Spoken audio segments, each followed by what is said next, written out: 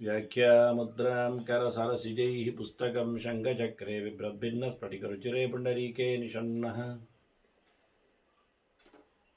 अम्लानश्रीरमृतविशदैरंशभिप्लावयन्मामाविर्भूयादनगमहिमा मानसे वागधीशः नमस्ते प्राणेश प्रणतविभवायावनिमगाः नमस्वामिन् रामप्रियतमनमन्गुरुगुण नमस्तुभ्यं भीमप्रबलतमकृष्णेष्टभगवन् नमः श्रीमन्मध्वप्रदिश सुदर्शन्नो जय जय श्रीगुरुभ्यो नमः नारायणं सुरगुरुं जगदेकनाथं भक्तप्रियं सकललोकनमस्कृतं च त्रैगुण्यवर्जितमजं विभुमाद्यमीशं वन्दे भवग्रम् अमरासुरसिद्धवन्द्यं नारायणं नमस्कृत्य नरं चैव नरोत्तमं देवीं सरस्वतीं व्यासं ततो जयमुदीरये ವೇದವ್ಯಾಸುರ ಮಹಾಭಾರತದ ಚಿಂತಕರಿಗೆ ವಂದನೆಗಳು. ಮತ್ತೆ ಶಾಂತಿ ಪರ್ವದ 212ನೆಯ ಪ್ರವಚನ. ಅಪಧರ್ಮದ ಚಿಂತನೆಗಳನ್ನು ಭೀಷ್ಮರು ಧರ್ಮರಾಜನಿಗೆ ನೀಡುತ್ತಿದ್ದಾರೆ. ಒಂದು ಮರದ ಗಲಾಟೆಯಲ್ಲಿ ದುರ್ಬಲರಾದವರು ಎಂದೂ ಸಹ ವೈರವನ್ನು ಕಟ್ಟಿಕೊಳ್ಳಿಕ್ಕಿಲ್ಲ ಅನ್ನುವ ಒಂದು ದೊಡ್ಡ ಸಂದೇಶವನ್ನು ಭೀಷ್ಮರು ಧರ್ಮರಾಜನಿಗೆ ಹೇಳುತ್ತಾ ಇದ್ದಾರೆ. ಇಲ್ಲಿ ಆಗಿರತಕ್ಕಂತಹ ದುರಂತ ಅವರನ್ನು ಕಾಡುತ್ತಾ ಇದೆ ಭೀಷ್ಮರನ್ನು. ಹಾಗಾಗಿ ಅವರದ್ದೇ ಕೆಲವು ಮಾತುಗಳಿವು. ಪಾಂಡವರ ಮೇಲೆ ಮಾಡಿಕೊಂಡಿರತಕ್ಕಂಥ ವೈರದಿಂದ ದುರ್ಯೋಧನಾದಿಗಳ ಸರ್ವಸ್ವ ನಾಶ ಅವರಿಗೊಂದು ಪ್ರತ್ಯಕ್ಷ ಕಣ್ಣೆದುರು ಆಗುವಾಗ ಅದು ಹೇಳಿ ಹೇಳಿ ಹೇಳಿ ಎಲ್ಲರಿಂದಲೂ ಚಿಮಾರಿ ಹಾಕಿಕೊಂಡು ಅಲ್ಲಿಗೆ ಅದನ್ನು ನಿಲ್ಲಿಸ್ತಾರೆ. ಶಾಲ್ಮಲಿ ಮರದ ಬುರುಗದ ವೃಕ್ಷದ ದೃಷ್ಟಾಂತದಲ್ಲಿ ಹಾಗೆ ಅಂತ ಹೇಳುತ್ತಾ ಯಾರು ಸಹ ಯಾವತ್ತೂ ದೊಡ್ಡ ಮಟ್ಟಿನ ದ್ವೇಷವನ್ನು ನಹಿ ವೈರಂ ಮಹಾತ್ಮಾನಃ ವಿವೃಣವಂತಿ ಅಪಕಾರಿಷ್,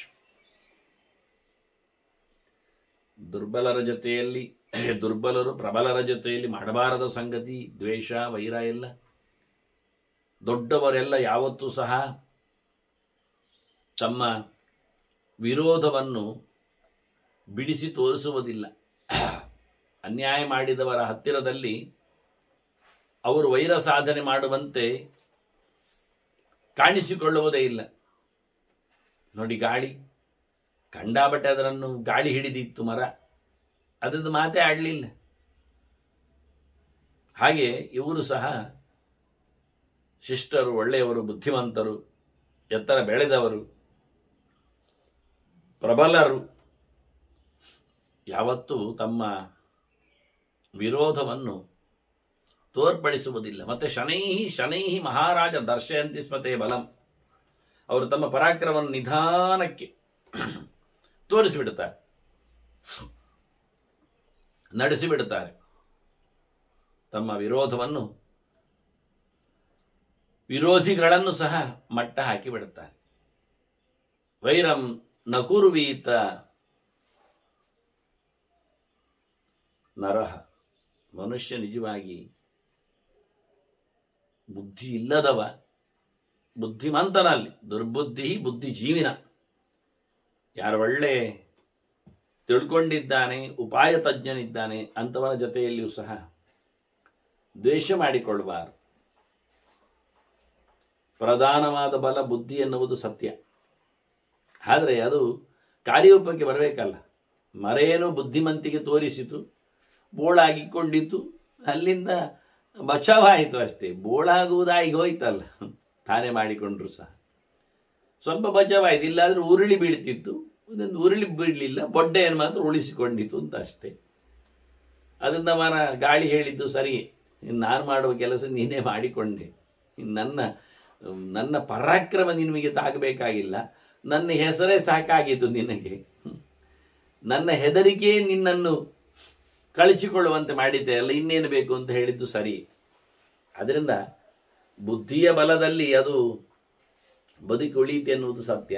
ನಹಿ ಬುದ್ಧಿಯ ಸಮಂ ಕಿಂಚಿತ್ ವಿದ್ಯತೆ ಪುರುಷೇ. ನಿಜವಾಗಿ ಮನುಷ್ಯನಲ್ಲಿ ಬುದ್ಧಿಗಿಂತ ಮಿಗಿಲಾದಂತಹ ಒಂದು ಶಕ್ತಿಶಾಲಿಯಾದ ಸೊತ್ತು ಇಲ್ಲ. ಬುದ್ಧಿವಂತಿಕೆಯನ್ನು ಉಪಯೋಗಿಸಿಕೊಳ್ಳಬೇಕು, ಬುದ್ಧಿಯನ್ನು ಬೆಳೆಸಿಕೊಳ್ಳಬೇಕು. ಬಹು ಕಡೆಯ ಬುದ್ಧಿಗಳನ್ನು ಬಹಳ ಚೆನ್ನಾಗಿ ಅಭ್ಯಾಸ ಮಾಡಿಕೊಂಡಿರಬೇಕು. ಹಾಗಂತೇಳಿ ಬುದ್ಧಿ ಮಾತ್ರ ಇದ್ದದ್ರಿಂದ ಯಾರಿಗೋಗಿ ಮಂದೆ ಗುದ್ದುವುದಲ್ಲ, ಮತ್ತೆ ಅದು ಪ್ರಯೋಜನ ಆಗಲಿಲ್ಲ. ಬಲಕ್ಕೂ ಅಷ್ಟೇ ಬೆಲೆ ಇದೆ. ತಥಾ ಬಲೇನ ಸಮಂ ಕಿಂಚಿತ್. ಬಲಕ್ಕೂ ಸರಿಯಾದದ್ದು ಏನು ಇಲ್ಲ ಎನ್ನುವುದು ತಿಳ್ಕೊ. ಶಾರೀರಿಕವಾದ ಬಲವೂ ಬೇಕು, ಬುದ್ಧಿ ಬಲವೂ ಬೇಕು. ಖಾಲಿ ಬುದ್ಧಿಬಲದಿಂದ ಕೆಲಸ ಮಾಡಲಿಕ್ಕೆ ಆಗುವುದಿಲ್ಲ. ಬುದ್ಧಿಬಲ ಇದ್ರೆ ದೊಡ್ಡ ಬಲವನ್ನು, ಶಾರೀರಿಕ ಮಾತ್ರ ಬಲವನ್ನು ಎದುರಿಸಲಿಕ್ಕೆ ಸ್ವಲ್ಪ ಧೈರ್ಯ ಬರ್ತದೆ ಅಂತ ಅಷ್ಟೇ. ಅದರಿಂದ ಬಲಶಾಲಿಯ ಜೊತೆಯಲ್ಲಿ ವಿರೋಧ ಸಲ್ಲದು. ತಸ್ಮಾ ಕ್ಷಮೇತ ಬಾಲಾಯ ಜಡಾಂತ ಬದಿರಾಯಶ. ಬಲ, ಬುದ್ಧಿಬಲ ಉಂಟು ಹೇಳಿದ ತಕ್ಷಣ ಎಲ್ಲರ ಮೇಲೆ ಎರಗುವುದು ದೊಡ್ಡವರ ಲಕ್ಷಣ ಅಲ್ಲ. ಬಹಳಷ್ಟು ಸೌಮ್ಯತೆಯಿಂದ, ಅದಕ್ಕೆ 4 ಹಂತಗಳಿರುವುದು. ಸಾಮ, ದಾನ, ಭೇದ ಅಂತ 3 ಹಂತಗಳ ನಂತರದಲ್ಲಿ ದಂಡದ. ಅಂದರೆ ಬಲಶಾಲಿ ಇದ್ದೇನೆ ಅಂತ ಭಯಂಕರವಾಗಿ ಹೋರಾಡ್ತಾ ಹೋಗುವುದೇ ಅಲ್ಲ. ಹೇಳ್ತಾನೆ ತತ್ಮ ಕ್ಷಮೇತ ಬಾಲಾಯ ಅಂತ. ಸಣ್ಣ ಮಕ್ಕಳಿಗೆ, ಚಿಕ್ಕವರಲ್ಲಿ ಮಾತ್ರ ಅಲ್ಲ, ಜಡರು, ಓದಿಕೊಳ್ಳದವರು, ಬುದ್ಧಿಶೂನ್ಯರು, ಮೂಢರು, ದಡ್ಡರು, ಅಂಧರು, ಕುರುಡರು, ಬದಿರರು, ಕಿವಿ ಕೇಳದವರು, ಇಂಥವರ ಮೇಲೆಲ್ಲ ಸವಾರಿ ಮಾಡಬಾರದು. ಅವರನ್ನೆಲ್ಲ ಕ್ಷಮಿಸಬೇಕು. ಚಿಕ್ಕ ಮಕ್ಕಳ ಮೇಲೆ ನಮ್ಮ ಪವರ್ ತೋರಿಸುವುದಲ್ಲ, ದಡ್ಡರ ಮೇಲೆ ನಮ್ಮ ಬುದ್ಧಿವಂತಿಕೆಯನ್ನು ನಡೆಸುವುದು ಅಲ್ಲ. ಕಾಣದವರ, ಕೇಳದವರ ಮೇಲೆ ನಮ್ಮ ಸವಾರಿಗೆ ಏನೋ ಅರ್ಥ ಇರ್ತದೆ. ಹಾಗೆ ಇವರ ಹತ್ತಿರದಲ್ಲಿ ಎಲ್ಲ, ಅಂದರೆ ಪ್ರಬಲನಾದವನಿಗೆ ಬಹಳ ಸ್ಪಷ್ಟ ಹೇಳ್ತಿದ್ದ ಕೃಷ್ಣನು ಸಹ. ಧರ್ಮರಾಜನಲ್ಲಿ ಹೋರಾಟಕ್ಕೆಲ್ಲ ಹೋಗುವಾಗ ನೀನು ದುರ್ಯೋಧನ ಜೊತೆಯಲ್ಲಿ ಹೋರಾಡಬೇಕು, ಏನು ಗಡಸು ನೋಡಿ. ಸಣ್ಣ ಪುಟ್ಟ ರಾಜರಲ್ಲೆಲ್ಲ ಹೊಡೆದಾಟ ನಡೆಸುವುದು ಯೋಗ್ಯತೆಯ ವಿಷಯ ಅಲ್ಲ ಅಂತ. ಅಷ್ಟು ಜೋರಿದ್ದಾನೆ ಅಂತ ಆಯ್ತಲ್ಲ. ಮತ್ತೆ ನೇರ ಹೋರಾಟ ಕೊಡುವಷ್ಟರ ಮಟ್ಟಿಗೆ ಅದು ಕೃಷ್ಣ ಹೇಳಿರ್ಬೇಕಾದ್ರೆ ಹೋಗು ಅಂತ. ಹೇಗಿರಬೇಡ ಅವನು ಪೌರುಷ. ಹಾಗೆ ಇಂಥವರ ಮೇಲೆ ಸವಾರಿ ಇಲ್ಲ. ನೀವು ಹಾಗೆ ಮಾಡಿದ್ದೂ ಇಲ್ಲ. ಎಷ್ಟು ಸೌಮ್ಯವಾಗಿ ಹೋರಾಟವನ್ನು ನಿಲ್ಲಿಸುವ, ಮಾಡದೇ ಇರುವ ದೌತ್ಯದ ಜೊತೆಯಲ್ಲಿ ಕೃಷ್ಣನನ್ನೇ ಸಂಧಾನದಲ್ಲಿ ಹಾಕಿಕೊಂಡೆಲ್ಲ. ಹಾಗಾಗಿ ನಿಮ್ಮದು ಒಳ್ಳೆದಿತ್ತು. ಅವನು ನಿಮ್ಮ ಮೇಲೆ ಎರಗಿಕೊಂಡ.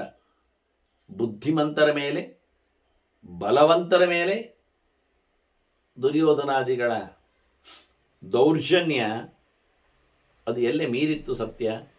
ಅನ್ನೋ ನೆಲೆಯಲ್ಲಿ ಭೀಷ್ಮರು ಹೇಳ್ತಾರೆ, ಅಕ್ಷೋಹಿಣ್ಯ ದಶೈಕಾಚ ಸಮಮೇವ ಮಹಾದ್ಯುತೆ ಬಲೇನ ನ ಸಮಾರಾಜನ ಅರ್ಜುನಸ್ಯ ಮಹಾತ್ಮನ. ನಮ್ಮದು 11 ಅಕ್ಷೋಹಿಣಿ ಸೈನ್ಯ ಇತ್ತಲ್ಲ, ಎಲ್ಲ ಸೇರಿ ಎಲ್ಲ ಸೇರಿದರೂ ಅರ್ಜುನನಿಗೇನು ಸಮ ಅಲ್ಲ ಅದು. ಅಂದರೆ ನಾವು ಎಷ್ಟು ಜೋರಾಗಿ ತಯಾರಾದೆವು ಅನ್ನೋದನ್ನು ಭೀಷ್ಮರು ಹೇಳ್ತಾರೆ. ತಯಾರಾಗಿಯೂ ಸಮ ಆಯ್ತಾ? ನಮ್ಮದು ಶಾಲ್ಮಲಿ ಮರದಂತೆ ಬೂರ್ಗದ ತರವಿನಂತಾಯಿತು ನಮ್ಮ ಹಣೆ ಬರಹ ಅನ್ನುವ ನೆಲೆಯಲ್ಲಿ ಭೀಷ್ಮರು ಹೇಳುತ್ತಾರೆ. ಅರ್ಜುನ ಒಬ್ಬ ಸಾಕು, 11 ಅಕ್ಷೋಹಿಣಿ. ಭೀಷ್ಮರು ಹೇಳ್ತಾ ಇದ್ದಾರೆ, ಹೌದು ಅವನ ಹತ್ರ ಉಂಟು, ಬುದ್ಧಿವಂತಿಕೆ ಇದೆ, ವಿದ್ಯೆ ಇದೆ.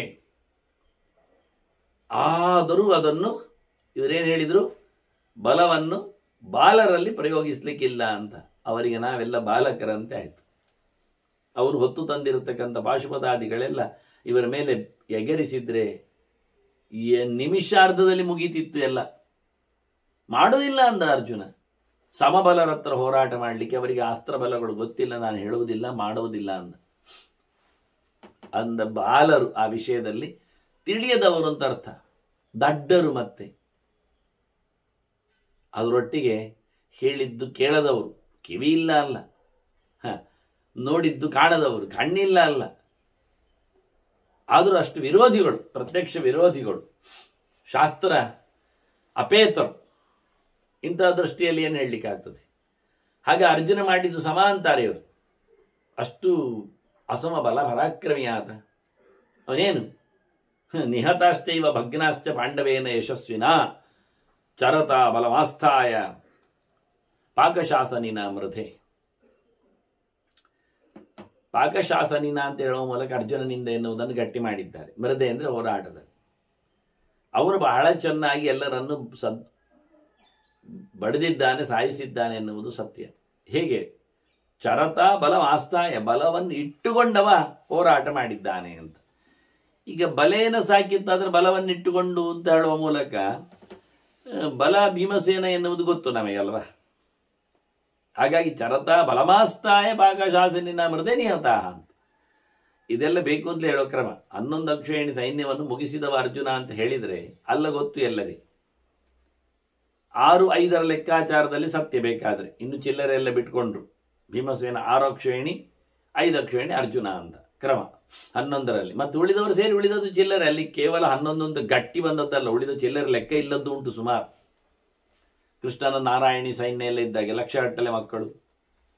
ಹಾಗಾಗಿ ಬಹಳ ಜೋರು ಹೋರಾಟ ಮಾಡತಕ್ಕಂತಹ ಅವರಿವರೆಲ್ಲೆಲ್ಲ ಸೇರುವುದಿಲ್ಲ, ಲೆಕ್ಕಕ್ಕೆ ಸಿಗುವುದಿಲ್ಲ. ಇಂಥದ್ದು ಪಾರ್ವತಿಯರು ಕೆಲವೆಲ್ಲ ಗುಡ್ಡಗಾಡಿನ ಜನರು,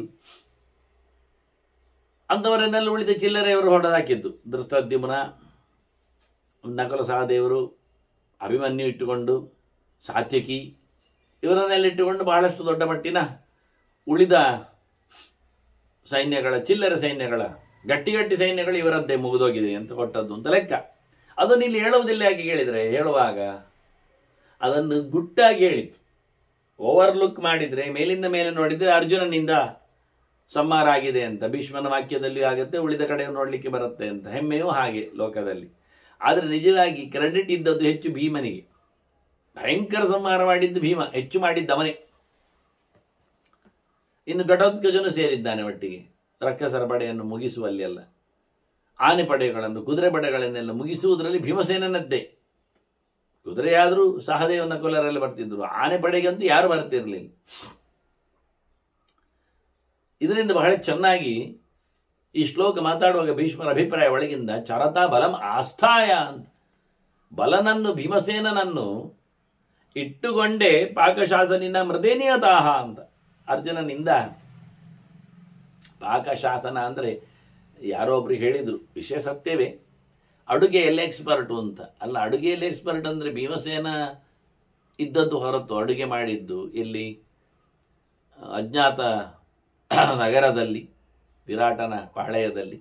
ಆದ್ದರಿಂದ ಇಲ್ಲಿ ಮತ್ತೆ ಪುನಃ ಪಾಕಶಾಸನ ಹೇಳಿದರೆ ಭೀಮಸೇನಿಂದ ಆಗ್ತದೆ. ಆದರೆ ಪಾಕನನ್ನು ಶಾಸನ ಮಾಡಿದ, ಪಾಕ ಅಂದರೆ ಒಬ್ಬ ಅಸುರ, ಪಾಕ ಎನ್ನುವ ಅಸುರನನ್ನು ಹಿಮ್ಮೆಟ್ಟಿಸಿದವ, ಮುಗಿಸಿದವ ಅಂತೇಳಿ ಇಂದ್ರನಿಗೆ ಬಿರುವುದು. ಪಾಕಶಾಸನ ಅಂದರೆ ಇಂದ್ರ ಮಾಡಿದ್ದು, ಇಂದ್ರ ತನ್ನ ರೂಪದಲ್ಲಿ. ಅದೇ ಇಂದ್ರ ಈಗ ಅರ್ಜುನನಾಗಿ ಬಂದದ್ರಿಂದ ಅವನಿಗೆ ಆ ಹೆಸರನ್ನು ಎರವರು ತಂದಿದ್ದಾರೆ. ಆದರೆ ಇಲ್ಲಿ ಉಭಯಾರ್ಥವನ್ನು ಸೂಚಿಸುವ ಭೀಷ್ಮರಿಗೆ ಅಭಿಪ್ರಾಯ ಇದ್ದಾಗೆ ಉಂಟು, ಅಡಿಗೆ ತಜ್ಞನಾದ ಅಂತ ಹೇಳಿಕೊಳ್ಳುವ ಮೂಲಕ. ಹಾಗಾದರೆ ಭೀಮನಿಂದ ಅಂತ ಅರ್ಥ ಆಯಿತು. ಬಲಮಾಸ್ತಾಯ ಅಂದರೆ ಭೀಮನಿಂದ, ಈಗ ಬಲಮಾಸ್ತಾಯ ಚರತ. ಗಾಡಿಯನ್ನು ಎಳ್ಕೊಂಡು ಹೋದವ ಯಾರು? ಬಲ ಅಂದರೆ ಕೃಷ್ಣ, ಬಲನ ತಮ್ಮ. ಆದ್ರಿಂದ ನಿಜವಾಗಿ ಬಲ ಇರುವುದು ಇವ್ರದು, ಅಣ್ಣನಿಗೆ ಮಾತ್ರ ಹೆಸರು ಬಲ ಅಂತ. ಏನು ಮಾಡುವ? ಆದ್ರಿಂದ ಭೀಮಸೇನ ಕೃಷ್ಣನ ಪಾರುಪತ್ಯದಲ್ಲಿ ಅವನಿಗೆ ತನ್ನ ಸಮರ್ಪಣೆ ಮಾಡಿಸ್ತಾ ಸಂಹಾರ ಮಾಡಿದ್ದಾನೆ ಎನ್ನುವ ಅರ್ಥ ಉಂಟು. ಅರ್ಜುನನು ಕೃಷ್ಣನನ್ನು ಬಲ ಇಟ್ಟುಕೊಂಡು ಕೃಷ್ಣನ ಸಾರಥ್ಯದಲ್ಲಿ ಮಾಡಿದ ಎನ್ನುವ ಅರ್ಥವು ಭೀಷ್ಮರಿಗೆ ಉಂಟು. ನೋಡಿ ಎಷ್ಟು ಅರ್ಥ ಅಂತ. ಕೇವಲ ಅರ್ಜುನನಿಗೆ ಸಂಹಾರ ಮಾಡಿದ ಎನ್ನುವ ಅರ್ಥವೇ ಇಲ್ಲ ಅಲ್ಲಿ.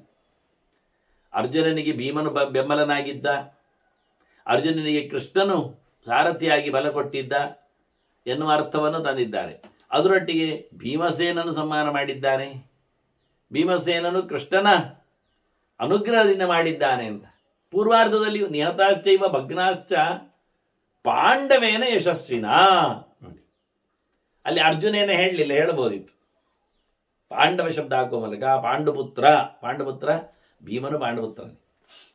ಇಲ್ಲಿ ಭೀಮಾರ್ಜುನರಲ್ಲಿ ಬೇಕೆಂದಲೇ ಅವರು ಹಿಂದೆ ಪ್ರಯೋಗದಲ್ಲಿ ಅರ್ಜುನನಿಗೆ 11 ಅಕ್ಷೋಹಿಣಿ ಸಮವಾದಂತಹ ಸಾಮರ್ಥ್ಯ ಇದೆ ಅಂತ ಹೇಳಿದವರು, ಮುಂದಿನ ವಾಕ್ಯದಲ್ಲಿ ಭೀಷ್ಮರು ಧರ್ಮರಾಜನಿಗೆ ಸಮಾಧಾನ ಪಡಿಸುತ್ತಾ ದುರ್ಬಲರ ಜೊತೆಯಲ್ಲಿ ಅವರೇನು ಕೆದಕಿಕೊಂಡಿದ್ದಾರೆ, ಪ್ರಬಲರಾದವರ ಮೇಲೆ ಏನು ವೈರವನ್ನು ಸಾಧನೆ ಮಾಡಿದ್ದಾರೆ ಕೌರವರು, ಅವರನ್ನೆಲ್ಲ ಸಂಹಾರ ಮಾಡಿದ್ದು ಸತ್ಯ ಯಾರೆಲ್ಲ ಕೇಳಿದರೆ ಪಾಂಡವೇನ ಯಶಸ್ವಿನಾ, ಬಹಳಷ್ಟು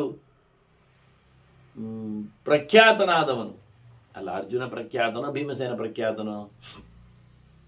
ಇಲ್ಲಿ ಖ್ಯಾತಿಯು ಅಂದರೆ ಫೇಮಸ್ಸು, ಅದು ಯಶಸ್ಸು ಅಂತ ಶಬ್ದ ಉಂಟು. ಯಶಸ್ಸು ಅಂದರೆ ಎಲ್ಲ ಕಡೆ ಹಬ್ಬಿದವ ಅಂತ, ಹೆಸರು ವಾಸಿಯಾದವ ಅಂತ, ಹೆಸರು ಕೇಳಿದವ ಅಂತ. ಅರ್ಜುನನು ಸುಮಾರಾಗಿ ಹೆಸರು ವಾಸಿಯೇ, ಹೆಸರು ಕೇಳಿದವನೇ. ಭೀಮಸೇನನದಕ್ಕಿಂತ ಜಾಸ್ತಿ. ಯಾಕೆಂದರೆ ಭೀಮಸೇನನನ್ನು ಜನ ಗುರುತಿಸ್ತಿದ್ರು ಸಾಮಾನ್ಯವಾಗಿದ್ದಾಗಲೇ, ಅವನ ಹೈಟ್ ವೈಟಿನಿಂದ. ಅದರ ಜೊತೆಯಲ್ಲಿ ಸಾಮಾನ್ಯರಲ್ಲಿ ಅವನು ಎದ್ದು ಕಾಣಿಸುತ್ತಿದ್ದ ಅನ್ನುವ ನೆಲೆ ಊರು ತುಂಬ ಇತ್ತು. ಅಷ್ಟೇ ಅಲ್ಲದೆ ಅದನ್ನು ನಾವು ಲೋಕ ಪ್ರಸಿದ್ಧಿಯನ್ನು ಮಾತ್ರ ಅಲ್ಲ, ಶಾಸ್ತ್ರ ಪ್ರಸಿದ್ಧಿಯನ್ನು ನೋಡಿಕೊಂಡ್ರೆ ಎಲ್ಲ ಮಾತುಗಳಿಂದ ಎಲ್ಲ ಶಾಸ್ತ್ರಗಳಿಂದ ಹೇಳಲ್ಪಡುವವನಾಗಿ. ಈಗ ಭಾರತವೇ ಇಟ್ಟುಕೊಳ್ಳಿ, ಭಾರತ ಎನ್ನುವ ಶಬ್ದವೇ ಭರತೋ ವೈ ವಾಯು ಅಂತಲೇ ಅಲ್ವಾ? ವಾಯುದೇವನಿಗೆ ಸಂಬಂಧಪಟ್ಟ ಚರಿತ್ರೆ ಅಂತಲೇ ಅರ್ಥ ಅದು. ಕೃಷ್ಣನ ನಂತರದಲ್ಲಿ ಭೀಮನದ್ದೇ ಬಕಾಸುರ ಸಂಹಾರ ಆಗಲಿ, ಹಿಡಿಂಬನ ಸಂಹಾರ ಆಗಲಿ, ಜರಾಸಂಧನ ಮುಗಿತಾಯ ಆಗಲಿ, ನಿಮ್ಗೆ ಈಚೆ ಮಾತ್ರ ಕಾಣುವುದು. ನಿಮಗೆ ಅಲ್ಲಿ ಒಂದು ಹೋರಾಟ ಕೌರವರ ಜೊತೆಯಲ್ಲಿ ಅಂತ, ಅದು ದಾಯಾದಿ ಮತ್ಸರ ಒಳಗಿನ ಗಲಾಟೆ. ಅದಕ್ಕೆಲ್ಲ ಕಿವಿ ಕೊಡೋದು ದೊಡ್ಡ ಸಂಗತಿ ಅಲ್ಲ. ಮತ್ತೆ ಹೊರಗಿನಿಂದ ನೋಡಿ, ಜರಾಸಂಧ 10-23 ಅಕ್ಷೋಹಿಣಿ ಸೈನ್ಯದವ, ಒಂದೆರಡಲ್ಲ. ಬಕ ಯಾವುದು? ರಾಮಾಯಣ ಕಾಲದವ. ಕಿರಿಮೀರ ಅವನ ತಮ್ಮ. ಹಿಡಿಂಬ, ಅವನು ಸಹ ಜರಾಸಂಧನ ಪಾಳೆಯದವ. ಇವರನ್ನೆಲ್ಲ ದೊಡ್ಡ ದೊಡ್ಡವರ ಅಷ್ಟೇ ಎಲ್ಲ ತಿಸ್ರಕ್ಕೆ ಕೊಟ್ಟೆಷ್ಟು ನಿಹತ ಅಂದ್ರು. ಇಲ್ಲಿ 18 ಅಕ್ಷೋಹಿಣಿ ಸೈನ್ಯದ ಒಟ್ಟು ಸಮಾವೇಶದಲ್ಲಿ ಸಂಖ್ಯೆ ಎಷ್ಟು ಕೇಳಿದರೆ ಒಂದು 50 ಲಕ್ಷ ಎಲ್ಲ ಸೇರಿಕೊಂಡು. ಇವ 3 ಕೋಟಿ ಜನರನ್ನು ಮುಗಿಸಿದ್ದಾನೆ 12 ವರ್ಷದಲ್ಲಿ, ಅಜ್ಞಾತವಾಸದಲ್ಲಿ. 12 ವರ್ಷ ತಿರುಗಲಿಲ್ಲ, 6 ವರ್ಷ ತಿರುಗಿದ್ದವರಷ್ಟೆ. ಮತ್ತು 6 ವರ್ಷ ಅವರು ಬೇರೆಡೆ ಕೂತಿದ್ರು, ಬಿಡಿ, ಅದು ನಮಗೆ ಬೇಡ ಸುದ್ದಿ. ಕೇವಲ 6 ವರ್ಷ ಭಾರತದಾದ್ಯಂತ ಸಂಚಾರ ಮಾಡಿದ ಪಾಂಡವರಲ್ಲಿ ಭೀಮಸೇನ 3 ಕೋಟಿ ರಕ್ಕಸರನ್ನು ಮುಗಿಸಿದ್ದಾನೆ. ತೀರ್ಥಕ್ಷೇತ್ರಗಳಲ್ಲಿ ಅಡ್ಡ ಹಾಕಿ ತಲೆ ಒಡೆಯುತ್ತಿದ್ದ ಕೆಟ್ಟವರನ್ನು ಸಂಹಾರ ಮಾಡಿ ತೀರ್ಥಕ್ಷೇತ್ರಕ್ಕೆ ಇಂಬುಗೊಟ್ಟವ. 3 ಕೋಟಿಯಲ್ಲಿ 50 ಲಕ್ಷ ಹೇಳಿ, ಅದರ 6 ಪಾಲಾಯ್ತು. ಅದು 50 ಲಕ್ಷ ಎಲ್ಲ ಒಟ್ಟು ಸೇರಿಕೊಂಡದ್ದು ಹೇಳಿದ್ದು ನಾನು. ಇತ್ತಣ 7 ಅಕ್ಷೋಹಿಣಿ ಸೈನ್ಯವು ಸೇರಿಕೊಂಡು ಅತ್ತಣ 11. ಆ ಅತ್ತಣ 11ರಲ್ಲಿ ಸಂಹಾರ ಮಾಡಲಿಕ್ಕೆ ಇವರೆಲ್ಲ ಸೇರಿದ್ದಾರೆ ಅಂದೆ. ಅರ್ಜುನ ಇದ್ದಾನೆ, ಘಟೋತ್ಕಚ ಇದ್ದಾನೆ, ಧೃಷ್ಟದ್ಯುಮ್ನ ಇದ್ದಾನೆ, ಅವರೆಲ್ಲ ಬರ್ತಾರೆ ಅಂತ. ಹಾಗಾಗಿ ಏನು ದೊಡ್ಡ ಸಂಗತಿ ಅಲ್ಲ. ಭೀಮಸೇನ ಅಲ್ಲಿ ಒಂದು 20-30 ಲಕ್ಷ ಜನರನ್ನು ಕೊಂದಿರಬಹುದು. ಅದರ 4-5 ಪಟ್ಟು ಹೆಚ್ಚಿಗೆ ತಾನೊಬ್ಬನೇ ಕಾಡಿನಲ್ಲಿ ತಿರುಗುತ್ತಿದ್ದಾಗ ನಡೆಸಿಕೊಟ್ಟಿದ್ದಾನೆ. ಆದರೆ ನಿಜವಾಗಿ ಕೀರ್ತಿಶಾಲಿ ಆದವ, ಎಲ್ಲ ಕಡೆಯಲ್ಲಿ ಫೇಮಸ್ ಆದವ ಭೀಮ. ಮತ್ತೆ ಶಾಸ್ತ್ರದಲ್ಲಿಯೂ ಫೇಮಸ್ ಅವನೇ ಅಲ್ವಾ? ಲೋಕರೂಢಿ ಮಾತ್ರ ಅಲ್ಲದೆ ವಿದ್ವದ್ ರೂಢಿ, ಶಾಸ್ತ್ರ ರೂಢಿ, ಇವೆಲ್ಲ ನೋಡ್ಕೊಂಡು ಹೋದ್ರೆ ಪಾಂಡವೇನ ಯಶಸ್ವಿನ ಅಂದರೆ ಯಶಸ್ವಿ ಪಾಂಡವ ಯಾರು ಕೇಳಿದರೆ ಅರ್ಜುನ ಅಂತ ಯಾರು ಕೈ ಎತ್ತುವುದಿಲ್ಲ. ಯಾಕೆಂದರೆ ಅರ್ಜುನ ಸ್ವಯಂ ಯಶಸ್ವಿ ಆಗಲಿಲ್ಲ, ಕೃಷ್ಣನಿಂದಾಗಿ ಆದ. ಕೃಷ್ಣ ಮತ್ತೆ ಮತ್ತೆ ಸಾರಥ್ಯ ಮಾಡುವಾಗ, ಕರ್ಣನ ಬಾಣ ಪ್ರಯೋಗ ನಡೆಸುವಾಗ, ದ್ರೋಣನ ಒಳಗೆ ಓಡುವಾಗ, ಅತ್ತ ಜಯದ್ರಥನ ಸಂಹಾರದಲ್ಲಿ ನೆಲೆಗೊಂಡಾಗ, ಹೀಗೆಲ್ಲ ಅನೇಕ ಕಡೆಗಳಲ್ಲಿ ಕೃಷ್ಣನದ್ದೇ ಪೂರ್ಣ ಪಾರುಪತ್ಯ ಅಲ್ಲಿ ಕಾಣುತ್ತದೆ. ಅದರಿಂದ ಸ್ವತಂತ್ರನಾದ ಯಶಸ್ವಿಯಾದವ ಪಾಂಡವ ಅಂದರೆ ಭೀಮಸೇನ. ಅಂದ ಭೀಷ್ಮರ ಒಳಗಿನ ಒಂದು ಅರ್ಥ, ಹೊರಗಿನ ಒಂದು ಅರ್ಥ. ಜನರು ಹೊರಗಿನ ಅರ್ಥದಲ್ಲಿ ಓಡಿ ಹೋಗ್ಲಿ ಅಂತಲೇ ಭೀಷ್ಮರಿಗೆ ಮಾತಾಡೋದು. ನಾವದನ್ನು ಕೆದಕಿ ಕೇಳಬೇಕು. ನಿಹತಾಶ್ಚೈವ ಭಗ್ನಾಶ್ಚ. ನೋಡಿ, ಭಗ್ನ ಶಬ್ದ ಉಂಟು. ಭಗ್ನ ಅಂದರೆ ಗಮ್ಮತ್ತಿರ್ತದೆ. ದೊಡ್ಡ ಸೈನ್ಯ ಕೌರವರದ್ದು ಎದುರು ಓಡಿ ಬರ್ತದೆ. ಭೀಮಸೇನ ಎದುರು ಹೋದ ತಕ್ಷಣ ಎಲ್ಲ ಭಗ್ನರು ಬೇರೆ ಬೇರೆಯಾಗಿ ಎಲ್ಲೆಲ್ಲೋ ಓಡ್ತಾರೆ. ಹೇಗೇಗೋ ಕೊನೆಗೆ ಸೈರಿಸಿಕೊಳ್ಳಲಾಗದೆ ಕೌರವ ಆನೆಗಳನ್ನು ಬಿಡೋದು. ಆ ಆನೆಗಳನ್ನು ಎತ್ತಿ ಬಿಸಾಡಿ ಒಂದಕ್ಕೊಂದು ಹೊಡೆದಾಕಿ ಭೀಮಸೇನ ಬರ್ತಿದ್ದ. ಅವನ ಗಾಡಿ ಅವನ ಹತ್ರ ವಿಶ್ವಕನ ಹತ್ರ ಹೇಳ್ತಿದ್ದ, ಸ್ವಲ್ಪ ಇಲ್ಲಿ ನಿಲ್ಲು, ನಾನೊಂಚೂರು ಆಡಿ ಬರ್ತೇನೆ ಅಂತ. ಹಾಗೆ ಅಂಗಣದಲ್ಲಿ ಆಡಿ ಮತ್ತೆ ಹಿಂದೆ ಒಂದು ರಥವನ್ನು ಏರ್ತಿದ್ದ. ಅದರಿಂದ ಈ ಶಬ್ದ ನೋಡುವಾಗ ನಿಹತಾಶ್ಚೈವ ಭಗ್ನಾಶ್ಚ ಪಾಂಡವೇನ ಯಶಸ್ವಿನ ಬಲೇನ ಅಲ್ಲ ಚರತ ಬಲಮಾಸ್ತಾಯ ಪಾಕಶಾಸನಿನ ಮೃದೆ. ಅರ್ಜುನನೇ ಇದ್ದ ಎನ್ನುವುದು ಸತ್ಯ. ಹೀಗೆ ಬಹಳ ಚಂದವಾಗಿ ಒಂದು ಬಲದ ಕಥೆಯನ್ನು ಉಲ್ಲೇಖ ಮಾಡುತ್ತಾ ಭೀಷ್ಮರು ಅನೇಕ ರಾಜಧರ್ಮಗಳ ಬಗ್ಗೆ ಮತ್ತೆ ಅಪಧರ್ಮಗಳ ಬಗ್ಗೆ ನಿನಗೆ ಹೇಳಿದ್ದೇನೆ ಅಂತ ಹೇಳ್ತಾರೆ. ಅಂದರೆ ಇದು ಯಾವುದೋ ಒಂದು ದಿನ ಮುಗಿದಿರಬೇಕು, ಅದಕ್ಕೋಸ್ಕರ ಮತ್ತೆ ಸಮಾಧಾನ ಪಡಿಸಿ ಕೊಂದದ್ದು ಸರಿ ಎನ್ನುವ ನೆಲೆಯಲ್ಲಿ ತಪ್ಪು ಯಾರದ್ದು ಎನ್ನುವ ಎಚ್ಚರವನ್ನು ಕೊಡುವ ಮೂಲಕ ಭೀಷ್ಮರು ಮಾತಾಡಿದಾಗೆ ಕಾಣುತ್ತದೆ. ಮತ್ತೊಂದು ದಿನ ಧರ್ಮರಾಜ ಎಷ್ಟು ದಿನ ಆಯಿತು ಅಂತ ಹೇಳಲಿಕ್ಕೆ ಭಾರತದಲ್ಲಿ ಬರುವುದಿಲ್ಲ, ಮಾತುಕತೆಯಲ್ಲಿ ನೋಡಲಿಕ್ಕೆ ಅಂತ ಕೆಲವು ಘಟ್ಟಗಳನ್ನು ನೋಡುವಾಗ ನಿಲ್ಲಿಸಿದ ಅರ್ಥ ಆಗ್ತದೆ. 50 ದಿನಗಳಿಗಿಂತ ಹೆಚ್ಚು ಭೀಷ್ಮರು ಉಪದೇಶ ಕೊಟ್ಟಿದ್ದಾರೆ ಅವನಿಗೆ. ಅಷ್ಟು ಗಡುವುಗಳನ್ನು ನಾವಿವತ್ತು ನೋಡಲಿಕ್ಕೆ ಬರುವುದಿಲ್ಲ. ಅಲ್ಲಿ ಎಲ್ಲಿಗೆ ನಿಲ್ಲಿಸುವುದು, ಎಲ್ಲಿ ಮಾತಾಡಿ ಮುಗಿಸಿದ ಅಂತ ಹೇಳಿದ. ಧರ್ಮರಾಜ ಮತ್ತೆ ಕೇಳುತ್ತಾನೆ, ಏನಾದರೂ ಹೇಳುವುದಿಲ್ಲ ಅಂದರೆ ಏನಾದರೂ ಅವನ ತಲೆಯಲ್ಲಿ ಬಂದಿದೆ. ಕೇಳಿಕೊಂಡ ಕಥೆಯಲ್ಲಿ ತಾವು ಮಾಡಿದ ಸಂಹಾರದ ಹಿನ್ನೆಲೆಯಲ್ಲಿ ಧರ್ಮರಾಜನ ಯಾವತ್ತೂ ಆಗಿ ಒಳಗಿಂದ ಬುಗುಬುಕೆ. ಹಾಗಾಗಿ ಇದು ಪಾಪ ಎನ್ನುವ ಯೋಚನೆ. ಆಗ ಕೇಳುತ್ತಾನೆ ಅವನು, ಪಾಪದ ಬಗ್ಗೆ ಚಿಂತನೆ. ಈಗ ಗಮ್ಮತ್ನಲ್ಲಿ ಉಂಟಿದು. ಪಾಪಿ ಯಾರು, ಪಾಪ ಎಲ್ಲಿಂದ ಎನ್ನುವ ಲೆಕ್ಕಾಚಾರದಲ್ಲಿ ಪಾಪಸ್ಯ ಯದ್ ಅಧಿಷ್ಠಾನಂ, ಪಾಪ ಎಲ್ಲಿ ನಿಂತಿದೆ, ಅದರ ಗ್ರೌಂಡ್, ಮೂಲ, ಪಾಪಕ್ಕೆ ಮೂಲ ಯಾವುದು ಅಂತ ಕೇಳ್ತಾನೆ. ಮತ್ತೆ ಯಥ ಪಾಪಂ ಪ್ರವರ್ತದೆ, ಹೇಗೆ ಪಾಪ ಆಗ್ತದೆ, ಯಾವುದರಿಂದ? ಅನ್ಯಾಯ ಆಗಲಿ, ತಪ್ಪಾಗಲಿ, ಕೆಡುಕಾಗಲಿ, ಕೆಟ್ಟ ಕೆಲಸ ಆಗಲಿ, ಇದು ಹೇಗೆ ಆಗುವುದು ಹೇಗೆ ಅಂತ ಹೇಳಬೇಕು ಅಂತ ಅರ್ಜುನ ಹತ್ರ ಕೇಳ್ತಾನೆ. ಭೀಷ್ಮರು ಹೇಳುತ್ತಾರೆ, ಒಂದೇ ಮಾರಾಯ, ರೂಟ್ ಒಂದೇ. ಎಂಥದ್ದು? ಏಕೋ ಲೋಭ ಮಹಾಗ್ರಾಹ ಲೋಭಾತ್ ಪಾಪಂ ಪ್ರವರ್ತದೆ. ಒಂದು ದೊಡ್ಡ ಮೊಸಳೆ ಯಾವುದು ಕೇಳಿದರೆ ಲೋಭ, ಹೈಯೆಸ್ಟ್ ಅತೀಯಾದ ಬೇಕು ಎನ್ನಿಸುವ ಕತೆ ಲೋಭ ಅಂದ್ರೆ ಹಾಗೆ. ಕೃಷ್ಣ ಹೇಳಿದ್ನಲ್ಲ ಅರ್ಜುನನಿಗೆ, ತ್ರಿವಿಧಂ ನರಕಸ್ಯೇದಂ ದ್ವಾರಂ ನಾಶನಮಾತ್ಮನ ಕಾಮಃ ಕ್ರೋಧ ತಥಾ ಲೋಭ ತಸ್ಮಾದೇತತ್ರಯಂ ತ್ಯಜೇತ್.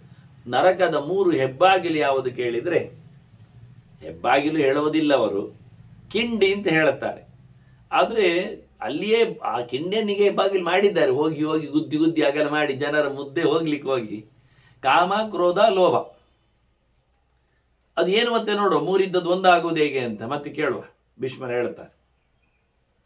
ಹೇಳ್ತಾರೆ, ಒಂದೇ ಮಾರಾಯ, ಲೋಭ ಒಂದೇ ಸಾಕು ಮನುಷ್ಯನಿಗೆ ಪಾಪ ಬರಲಿಕ್ಕೆ. ಬಹಳ ದೊಡ್ಡ ಮೊಸಳೆ ಇದು, ಮಹಾಗ್ರಹ, ಗಾಟಿ ಹಿಡ್ಕೊಂಡ್ಬಿಡ್ತದೆ. ಲೋಭಾತ್ ಪಾಪಂ ಪ್ರವರ್ತತೆ, ಲೋಭದಿಂದಲೇ ಪಾಪ ಆಗುವುದು. ಅಂದು ಮನುಷ್ಯನು ಲೋಭಿ ಆಗಿಬಿಟ್ಟರೆ ಅವನು ಪಾಪಿ ಆಗ್ತಾನೆ. ತತಃ ಪಾಪಾತ್ ಅಧರ್ಮಶ್ಚ ತಥಾ ದುಃಖಮನುತ್ತಮಂ. ಹೀಗೊಂದು ಲೋಭದಿಂದ ಪಾಪ ಆಗಲಿಕ್ಕೆ ಹೋಗಿ ಆ ಪಾಪದಿಂದ ಕೆಟ್ಟ ಕೆಲಸಗಳೇ, ಅಧರ್ಮಗಳೇ, ಶಾಸ್ತ್ರ ಹೇಳದ ಕೆಲಸಗಳೇ ಮುಂದೋಗ್ತದೆ. ನಮಗೆ ಯಾರೊಬ್ಬ ಬರ್ತಾನೆ ಅಂತ ಆಯ್ತು, ಏನೋ ಒಂದು ಇಷ್ಟು ದೊಡ್ಡ ಶ್ರೀಮಂತವ, ಏನೋ ಒಂದು ಅವನು ಕಿಸೆಗೊಂಚೂರು ಕತ್ತರಿ ಆಗಿದೆ ಎಷ್ಟನ್ನು ಕೆಳಗೆ ಸುರಿಬಹುದು ಅಂತ ನಮ್ಮ ಆಸೆ. ತುಂಬ ಸಿಗ್ತದೆ ಅಂತ ಲೋಭದಲ್ಲಿ ಅವನು ಬರುವಾಗೆಲ್ಲ ಎದ್ದು ನಿಲ್ಲುವುದೇನು, ದಾರಿಗೆಲ್ಲ ಕೆಂಪು ಬಟ್ಟೆ ಹಾಕುವುದೇನು, ಮತ್ತು ಮೊದಲೇ ಅವನು ಬರುವುದು ಏನು ಗಂಟೆ ಆದರೂ ನಮ್ದೆಲ್ಲ ಜಪ ಪೂಜೆ ಪುನಸ್ಕಾರ ಅನುಷ್ಠಾನ ಹೋಮ ಹವನ ಊಟ ಮತ್ತೊಂದೆಲ್ಲ ಅದು ಗಂಟೆಯಲ್ಲಿಲ್ಲ, ಎಲ್ಲ ಮುಗಿದೋಗಿ ಅವನು ಕಾಯಲಿಕ್ಕೆ ಬರುವಾಗ ಅದೆಲ್ಲ ಯಾವತ್ತಾಯ್ತು, ಅದೆಲ್ಲ ಸೂರ್ಯ ಬರೋ ಮುಂಚೆ ಮುಗಿದೋಗಿದೆ ಅಂತ ನೋಡಿ. ಎಷ್ಟೊಂದು ಅಧರ್ಮ ಆಯ್ತು. ಪೂರ ಅಧರ್ಮ ಮಾಡಿಕೊಂಡು ನಾವು ಲೋಭಕ್ಕೆ ನಾಲಿಗೆ ಹಾಕ್ತಾ ಇರ್ತೇವೆ. ಇದರಿಂದ ತಥಾ ದುಃಖ ಅನಂತಮ ಅಂತಾರೆ. ಕಂಡಾಬಟ್ಟೆ ಉಣ್ಲಿಕ್ಕುಂಟು, ದುಃಖ ಅನುಭವಿಸ್ಲಿಕ್ಕುಂಟು, ಹೆಚ್ಚು ಕಡಿಮೆ ಆಗ್ಲಿಕ್ಕುಂಟು ಅಂತ. ಆದ್ರಿಂದ ಮೊದಲು ಚೂಟಿ ಹಾಕ್ಬೇಕು. ನಿಕೃಂತನ ಅಂದ್ರೆ ಚೂಟಿ ಹಾಕೋದು, ತೆಗೆದು ಬಿಡುದು, ಕತ್ತರಿಸಿ ಬಿಡುದು, ಹೊರಗಾಗಿ ಬಿಡಬೇಕಾದ್ರಿಂದ ಮೂಲಂ ಏತದ್ದು ವೈ, ಎಲ್ಲ ಇದಕ್ಕೆ ಮೂಲ ಆಗಿರತಕ್ಕ ಲೋಭವನ್ನು ಮೊದಲಿಗೆ ಹೊರಗಿಡಬೇಕು. ಅತಿ ಬೇಕುಗಳ ಕಥೆಯ ಎಡೆಗೆ ತಲೆ ಓಡಿಸದಂತೆ ನಾವು ಮಾಡಬೇಕು. ಏನ ಪಾಪಕೃತೋ ಜನ, ಈ ಲೋಭದಿಂದಲೇ ಎಲ್ಲರೂ ಕೆಟ್ಟದು ಮಾಡುವಂತ ಜನರ ಅನ್ಯಾಯದ ಕೆಲಸ ಆಗುವುದೆಲ್ಲ ಕಾರಣವೇ ಲೋಭದಿಂದ. ಲೋಭಾತ್ ಕ್ರೋಧ ಪ್ರಭವತಿ, ಲೋಭಾತ್ ಕಾಮ ಪ್ರವರ್ತತೆ, ಲೋಭಾತ್ ಮೋಹಶ್ಚ ಮಾಯಾಚ ಮಾನಸ್ತಂಭ ಪರಾಸುತ. ಲೋಭದ ಮರಿಗಳು ಯಾವುದು ಅಂತ ಈಗ ಆಗ ನಾನು ಹೇಳಿದ್ದೆಲ್ಲ ಹೇಳ್ತಾರೆ ಭೀಷ್ಮರು ಅಂತ. ಕೃಷ್ಣ 3 ಬೆರಳು ತೋರಿಸಿದ್ರೆ ಕಾಮ ಕ್ರೋಧ ಲೋಭ ಅಂತ ಮೂರು ತೋರಿಸಿದ್ರೆ ಅದಕ್ಕೆ ಅವನು ಜ್ಞಾನಮುದ್ರೆಯ ಲಕ್ಷಣ. ಅದು ಜೀವ ಒಂದೊಮ್ಮೆ ದೇವರೆಡೆಗೆ ಸಾಗಿ ಬಂದರೆ, ಭಗವಂತನೆಡೆಗೆ ಬಗ್ಗಿ ನಿಂತರೆ ಈ ಮೂರು ನರಕದ ಕಂತೆಯಿಂದ ದೂರ ಉಳಿತಾನೆ. ಕಾಮ ಕ್ರೋಧ ಲೋಭ ಅದು ದೂರ ಹೋಗ್ತದೆ. ಇಲ್ಲ ಆದರೆ ಕಾಮ ಕ್ರೋಧ ಲೋಭದೊಟ್ಟಿಗೆ ಜೀವ ಸರತ್ತ ಇರ್ತಾನೆ, ಅವನು ಎಚ್ಚರ ಆಗದಿದ್ರೆ, ದೇವರೆಡೆಗೆ ಬಾಗದಿದ್ರೆ. ಹೀಗಾಗಿ ಇದು ಮೂರರಲ್ಲಿ ಭೀಷ್ಮ ಹೇಳ್ತಾನೆ, ಲೋಭಾತ್ ಕ್ರೋಧ, ಬೇಕು ಜಾಸ್ತಿ ಇರ್ಲಿಕ್ಕೆ ಹೋಗಿ ಸಿಟ್ಟು ಬರಲಿ ಶುರು ಆಗ್ತದೆ ಅವನಿಗೆ. ಕ್ರೋಧಾತ್ ಕಾಮಃ ಲೋಭಾತ್ ಕಾಮಃ ಪ್ರವರ್ತದೆ. ಬೇಕುಗಳು ಕಾಣುವುದು, ಬಯಕೆಗಳು ಮೂಡುವುದು ಲೋಭದಿಂದಲೇ. ಯಾರಿಗೆ ಲೋಭ ಇಲ್ಲ, ಅತ್ಯಾಸೆ ಇಲ್ಲ, ಅವನಿಗೆ ಯಾವ ಆಸೆ ಇಲ್ಲ. ಯಾರಿಗೆ ಅತ್ಯಾಸೆ ಇಲ್ಲ ಅವನಿಗೆ ಚೂರು ಸಿಟ್ಟೇ ಇಲ್ಲ. ಎಂತ ಇಲ್ಲದಿದ್ರೆ ಪರವಾಗಿಲ್ಲ ಅಂತಾನೆ. ಈ ಲೋಭದ ಪರಿಪೂರ್ಣವಾದ ವ್ಯಾಪ್ತಿಯ ಬಗ್ಗೆ ಬಹಳ ಚಂದವಾಗಿ ಮಾತಾಡ್ತಾರೆ ಅವರು.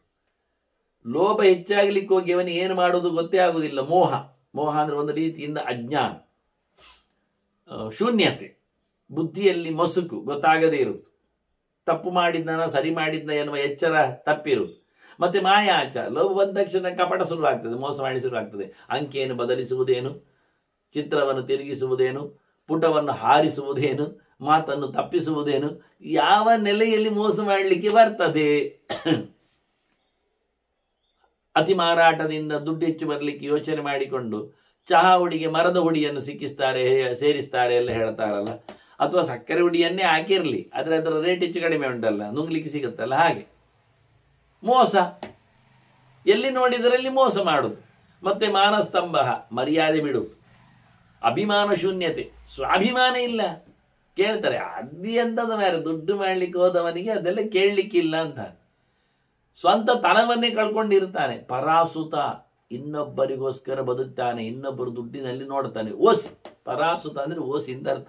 ಪರ ಅಸುತ, ಅಸು ಅಂದ್ರೆ ಪ್ರಾಣ. ಇನ್ನೊಬ್ಬರ ಜೀವನದಲ್ಲೇ ತನ್ನ ಜೀವನ, ಮತ್ತೊಬ್ಬರ ಕೊಡೆಯಡಿಯಲ್ಲಿ ಹೋಗಿ ಬಿಡೋದು, ಇನ್ನೊಬ್ಬರ ವಾಹನದಲ್ಲಿ ಲಿಫ್ಟಿಗೆ ಹೇಳೋದು, ಮತ್ತೊಬ್ಬರ ಕಿಸೆಯಿಂದಲೇ ದಕ್ಷಿಣೆ ಕೊಡೋದು. ಲೋಭಿಯ ಕಥೆ ನಡಿ. ಪರಾಸುತ, ಮಗದೊಬ್ಬರ ಪ್ರಾಣವನ್ನು ಪಣಕ್ಕಿಟ್ಟು ಬದುಕಿದ ಹಾಗೆ, ಒಟ್ಟು ಸತ್ತಾಗೆ ಅಂತ ಹೇಳುದು. ಪರಾಸುತ ಅಂದ್ರೆ ಸತ್ತಾಗೆ, ಲೋಭದಿಂದ ಹೆಣ, ಅವನ ಮರ್ಯಾದೆ ಇಲ್ಲ. ಹಣ ಕಂಡರೆ ಹೆಣವು ಬಾಯಿ ಬಿಡೋದಿಲ್ಲ. ಪರಾಸುತ ಅಂದ್ರೆ ಹೆಣ, ಅಸು ಅಂದ್ರೆ ಪ್ರಾಣ ಅಂತ ಅರ್ಥ. ಪರ ಅಂದ್ರೆ ಓದತ್ತು. ಇದು ಪ್ರಾಣ ಹೋದವರಂತೆ ಉಂಟು ಇವನ ಕತೆ ನೋಡಿದ್ರೆ. ನಿಂಗೆಂತ ಜೀವ ಇಲ್ಲ ಮಾರಿಗೆ ಹೇಳಿದ್ರು ಇಲ್ಲ ಅಂತಾನೆ. ದುಡ್ಡು ಮಾಡ್ಲಿಕ್ಕೆ ಹೊರಟು. ಅಕ್ಷಮ, ಯಾವುದರ ಮೇಲೂ ಅವನಿಗೆ ಕ್ಷಮೆ ಇಲ್ಲ, ಎಕ್ಸ್ಕ್ಯೂಸ್ ಇಲ್ಲ. ಕ್ರೀ ಪರಿತ್ಯಾಗ, ನಾಚಿಗೆ ಕೆಟ್ಟವ, ಬಿಟ್ಟವ, ಇಲ್ಲವೇ ಇಲ್ಲ. ಲಜ್ಜೆಯೇ ಇಲ್ಲ. ಏನು ಅನ್ಯಾಯ ಮಾಡೋದ್ರಲ್ಲಿ ಅವನಿಗೆ ಹಿಂಜರಿಕೆಯೇ ಬರೋದಿಲ್ಲ, ಅದನ್ನು ಬಿಟ್ಟಿದ್ದಾನವ. ಮತ್ತು ಅದರೊಟ್ಟಿಗೆ ಶ್ರೀನಾಶ, ಅವನಿಗೆ ಕಾಂತಿ, ತೇಜಸ್ಸು, ಒಳ್ಳೆಯದು, ಒಳ್ಳೆತನ ಅದೆಲ್ಲ ಹೇಳಿ. ದುಡ್ಡು ನಾಶ ಅಲ್ಲ, ಶ್ರೀ ಅಂದರೆ ಒಳ್ಳೆತನ.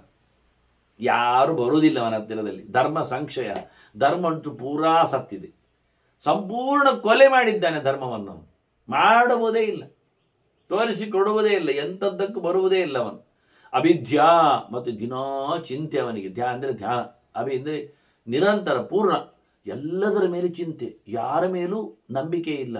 ಹೇಗೆ ದುಡ್ಡು ಮಾಡುವುದು ಒಂದೇ ಯೋಚನೆ ಸಾಯಲಿಕ್ಕೆ. ಅದರೊಟ್ಟಿಗೆ ಅಪ್ರಖ್ಯಾತ, ಖ್ಯಾತಿ ಇಲ್ಲ, ಫೇಮಸ್ ಇಲ್ಲ, ಜನ ಒಳ್ಳೆ ಆಡುವುದಿಲ್ಲ, ಎದುರಲ್ಲಿ ಏನು ಹೇಳುವುದಿಲ್ಲ, ಹಿಂಬದಿಯಲ್ಲಿ ಸಾಕತ್ತುಗೊಳ್ತಾ ಇರ್ತಾರೆ. ಆ ನಮನಿ ಸರ್ವಂ ಲೋಭಾತ್ ಪ್ರವರ್ತದೆ. ಇದೆಲ್ಲ ಲೋಭದ ಮರಿಗಳು. ಇನ್ನು ಬೇಕಾ ಕೇಳ್ತಾರೆ ಭೀಷ್ಮ. ಲೋಭದ ಮೊಟ್ಟೆ ಒಡೆದು ತೋರಿಸ್ಲಿಯ ಇನ್ನೇನೆಲ್ಲ ಬರ್ತದೆ ಹೊರಗೆ ಅಂತ ಅವನ ಕಥೆಯಲ್ಲಿ. ಅತ್ಯಾಗ, ಒಂದು ಚೂರು ಪೈಸೆ ಬಿಚ್ಚುವುದಿಲ್ಲ. ಧರ್ಮವೇ ಇಲ್ಲ ಅಂದಾಗ ದಾನ ದಕ್ಷಿಣೆಯಲ್ಲಿ ಬರ್ತದೆ. ಎಂಥದ್ದನ್ನು ಕಳ್ಕೊಳ್ಳಿಕ್ಕೆ ತಯಾರಿಲ್ಲ. ಕುತರ್ಕ, ಏನೇನು ಬೇಕಾದ್ರೂ ಮಾತಾಡ್ತಾನೆ. ತನ್ನ ಪಾಳೆಯಕ್ಕೆ ಬರಲಿಕ್ಕೆ ಬೇಕಾದಂತಹ ಕೆಟ್ಟ ಹೇತುಗಳ, ನಿಮಿತ್ತಗಳ ಒಳ್ಳೆ ಲಾಜಿಕ್ ಅವನಲ್ಲಿ ಉಂಟು. ವಿಕರ್ಮ, ಎಲ್ಲ ವಿರುದ್ಧ ಕೆಲಸಗಳನ್ನೇ ಮಾಡೋದವ. ಹೇಳದ ಕೆಲಸಗಳನ್ನೇ ಮಾಡ್ತಾನೆ, ಎಲ್ಲರಿಗೂ ಆಗದ ಕೆಲಸ ಮಾಡ್ತಾನೆ. ಎಲ್ಲ ವಿಪರೀತವೇ, ಸಸೂತ್ರ ಯಾವುದೂ ಅಲ್ಲ.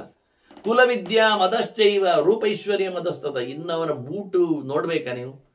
ದೊಡ್ಡ ಮನೆಯಲ್ಲಿ ಹುಟ್ಟಿದ್ದೇನೆ, ದುಡ್ಡಿದ್ದವರು ಮುಗಿದೋಯ್ತು, ದೊಡ್ಡ ಜನರೇ. ದೊಡ್ಡ ಮನೆಯಲ್ಲಿ ಹುಟ್ಟಿದ್ದೇನೆ, ಭಾರಿ ಓದಿಕೊಂಡಿದ್ದೇನೆ, ದುಡ್ಡಿದ್ದ ತಕ್ಷಣ ಎಲ್ಲೋ ಫೀಸ್ ಕಟ್ಟಿ ಓದಿಕೊಳ್ತಾನೆ. ವಿದ್ಯೆಯ ಮದ, ಕುಲದ ಮದ, ರೂಪದ ಮದ, ಚಂದ ಕಾಣುತ್ತಾನೆ. ಬಟ್ಟೆ ಬರೆ ಎಲ್ಲ, ಯಾವ ದೇಹಕ್ಕೂ ಬಟ್ಟೆ ಬರೆಗಳನ್ನು ಚಂದ ಸುತ್ತಿದ್ದರೆ ಭಾರಿ ಚಂದ ಕಾಣ್ತದೆ. ನಿಮಗೆ ಬೇಕೇ ನೋಡ್ಲಿಕ್ಕಿದ್ರೆ ಕೆಲವು ಶೋರೂಮ್ಗಳಿಗೆ ಹೋಗಿ ಹೊರಗೆಲ್ಲ ಒಂದು ಪ್ಲಾಸ್ಟಿಕ್ಕಿನದ್ದು ಮರದ್ದು ಒಂದು ಮಾಡಿರ್ತಾರೆ. ಕೆಲವಕ್ಕೆ ಮಂಡೆ ಇರುವುದಿಲ್ಲ, ಕೆಲವಕ್ಕೆ ಕೈಕಾಲುಗಳು ಇರುವುದಿಲ್ಲ ಅಂತ ಅವರ ಬಟ್ಟೆ ಬರೆಗಳು ದುರಿಸುಗಳು ಏನುಂಟು ಅದಕ್ಕೆ ಸರಿಯಾಗಿ ಒಂದು ಮಾಡಿರ್ತಾರೆ. ಆಗ ಅದು ಎಷ್ಟು ಚಂದ ಆಗಿರ್ತದೆ ನೋಡಿ. ಅದನ್ನು ನೋಡಿಯೇ ಕೆಲವರು ಆ ಬಟ್ಟೆ ತಗೊಳ್ಳೋದು. ಎಷ್ಟು ಚಂದ ಕಾಣ್ತದೆ, ಅದು ಚಂದವ ಗೊಂಬೆ. ಹಾಗೆ ಇವನಿಗೆ ಒಳ್ಳೆ ದುರುಸುಗಳು, ದುಡ್ಡುಂಟು, ದುರುಸುಗಳುಂಟು. ಆದ್ರಿಂದ ರೂಪದ ಮದ, ಐಶ್ವರ್ಯದ ಮದ, ದುಡ್ಡುಂಟು ಹೇಳಿ ದುಡ್ಡಿನ ಕತೆ ಅದನ್ನು ತೋರಿಸುವುದು, ಕೊಡುವುದಿಲ್ಲ, ಬಿಚ್ಚುವುದಿಲ್ಲ. ಜನರಿಗೆ ಅದು ಗೊತ್ತಿಲ್ಲ. ದುಡ್ಡಿದ್ದವ ಯಾವತ್ತು ಏನನ್ನು ಬಿಚ್ಚುವುದಿಲ್ಲ, ತಿಳ್ಕೊಳ್ಳಿ.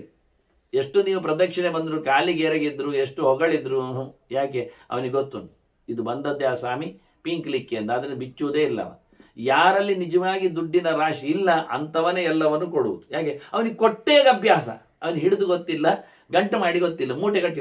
ಯಾವರು ಮೂಟೆ ಕಟ್ಟಲಿಕ್ಕೆ ಗೊತ್ತಿದ್ದಾರೆ ಅವರೆಂದು ಕೊಡುವುದಿಲ್ಲ. ಜೇನು ಗೂಡು ನೋಡಿ, ಜೇನು ಹುಳ ಒಟ್ಟು ಮಾಡಲಿಕ್ಕೆ ನೋಡ್ತದೆ, ಬಿಚ್ಚು ಕೊಡ್ಲಿಕ್ಕೆ ಇಲ್ಲ. ಹತ್ತಿರ ಬಂದರೆ ಕಚ್ಚಲಿಕ್ಕೆ ಬರ್ತದೆ, ನಾಚಿಗೆ ಹಿಡಿದು ಎಂದ ಕರ್ಮಗೆ ತಾನು ತಿನ್ನೋದು ಇನ್ನೊಬ್ಬರು ಕೊಡ್ಲಿಕ್ಕೆ ಹೇಳೋದಿಲ್ಲ. ಹಾಗೆ ಒಟ್ಟು ಮಾಡುವ ಜೇನುಗೂಡಿನಂತೆ ಅವನು ಸಂಪತ್ತುಂಟು ಸಮ, ಯಾರಿಗೆ ಬಿಚ್ಚುವುದೇ ಇಲ್ಲ. ಮತ್ತೆ ಹೊಗೆ ಹಾಕಿ ಅದನ್ನು ಸಾಯಿಸಿ ಕೊಂದು ಓಡಿಸಿ ಜನ ಅದನ್ನು ಕದಿ ತಿನ್ನಬೇಕಷ್ಟೇ, ಮತ್ತೆ ಕೊಡದಿದ್ರೆ ನಾಳೆ ಮಂಡೆ ಹೊಡೆದು ತಿಂತಾರೆ ಜನ. ಇಂಥ ಅತ್ಯಂತ ಹೇಸಿಗೆಯಾದಂತಹ ಒಂದು ಕತೆ ಅವರದ್ದು. ಅಹಂಕಾರಗ್ರಸ್ತರದ್ದು, ಮದವಂತರ ಕತೆ. ಸರ್ವಭೂತೇಶು ಅಭಿದ್ರೋಹ, ಪ್ರತಿಯೊಬ್ಬರ ಮೇಲೆ ದ್ವೇಷ, ದ್ರೋಹ, ಮೋಸ, ಕಪಟ, ಅನ್ಯಾಯ ಎಲ್ಲರದ್ದು ಜೋಚಿಕೊಂಡಿದ್ದಾನೆ. ಯಾವ ವ್ಯಕ್ತಿ, ಮನುಷ್ಯ, ತಂದೆ ತಾಯಿ, ಬಂಧು ಬಳಗ ಯಾರೆಲ್ಲ ಕೇಳಿ ಸರ್ವಭೂತೇಶು ಎಲ್ಲ ಪ್ರಾಣಿ ಪಕ್ಷಿ ಮೃಗಗಳಲ್ಲಿಯೂ ಅವುಗಳದ್ದೇ ಆಗ್ತಾನೆ. ನಾನು ಕಣ್ಣಾರೆ ಕಂಡಿದ್ದುಂಟು. ಒಂದು ಅಜ್ಜಬ್ಬ 90ರ ಆಚಿನವ, ಕೆಳಗೆ ಬಿದ್ದಿತ್ತೊಂದು ಪಾರಿವಾಳದ ಹಿಕ್ಕೆ. ಹಿಕ್ಕೆ ಅಂದ್ರೆ ಅದರದ್ದು ಮಲ ಪಚಕ್ಕ ಬಿದ್ದದ್ರಿಂದ ಉರುಟಾಗಿ ಕೂತಿದೆ. ಇವ ಹೀಗೀಗೆ ಗರ್ಭತಾ ಇದ್ದಾನೆ ಅದನ್ನು, ಒಣಗಿ ಹೋದದ್ದನ್ನು ಬೆರಳಿನಲ್ಲಿ. ನಾನೇ ಕೇಳಿದ್ದೆ ಕೊನೆಗೆ ಅವ್ರು ಎಂತ ಮಾಡ್ತಾ ಇದ್ದದ್ದು ಅಂತ. ಅವ್ರು ಹೇಳಿದ್ರು ಅದು ದುಡ್ಡ ಕಾಯಿನ ಅಂತ ಅವನು ಎತ್ತಿ ನೋಡ್ತಾ ಇದ್ದಾನೆ ಅಂತ.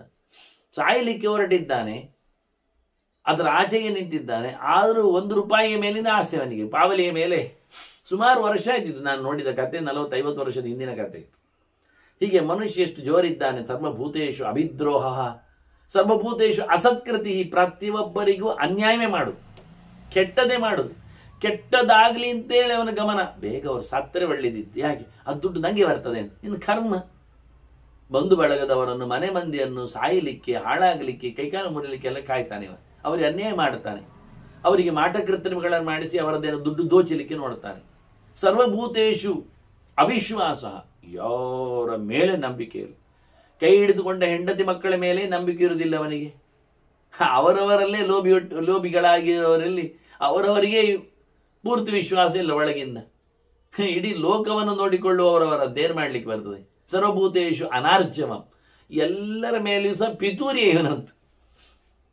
ಎಡಮಾರ್ಗವೇ, ಸ್ಟ್ರೈಟ್ ಫಾರ್ವರ್ಡ್ನೆಸ್ ಇಲ್ಲವೇ ಇಲ್ಲ. ಎಲ್ಲಿ ನೋಡಿದರಲ್ಲಿ ಮೋಸದ್ದೇ ಆಟ, ಹಿಂಬಾಗಿಲದ್ದೇ ಕತೆ, ವಾಮ ಮಾರ್ಗ, ಅಡ್ಡ ಹರಣ, ಜೊತೆಯಲ್ಲಿ ಹರಣಂ ಪರವಿತ್ತಾನಂ. ಇದು ಸ್ವಲ್ಪ ಲೋಭ ಜೋರಾದ ತಕ್ಷಣ ಎಲ್ಲರದ್ದು ಮೂಟೆ ಕದಿಯುವುದೇ.